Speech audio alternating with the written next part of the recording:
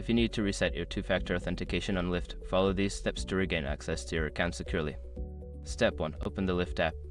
Launch the Lyft app on your mobile device. Make sure you are connected to the internet. Step 2. Go to Account Settings. Tap on your profile icon or the menu icon in the top left corner. From the menu, select Settings to access your account settings. Step 3. Select two-factor authentication. In the Settings menu, look for the Security or two-factor authentication option. Tap on it to view your current authentication settings. Step 4. Disable two-factor authentication. If you want to reset it, you may need to disable the current two-factor authentication. Follow the prompts to turn it off, which may require you to enter a verification code sent to your registered phone number or email. Step 5. Re-enable two-factor authentication. After disabling it, you can re-enable two-factor authentication.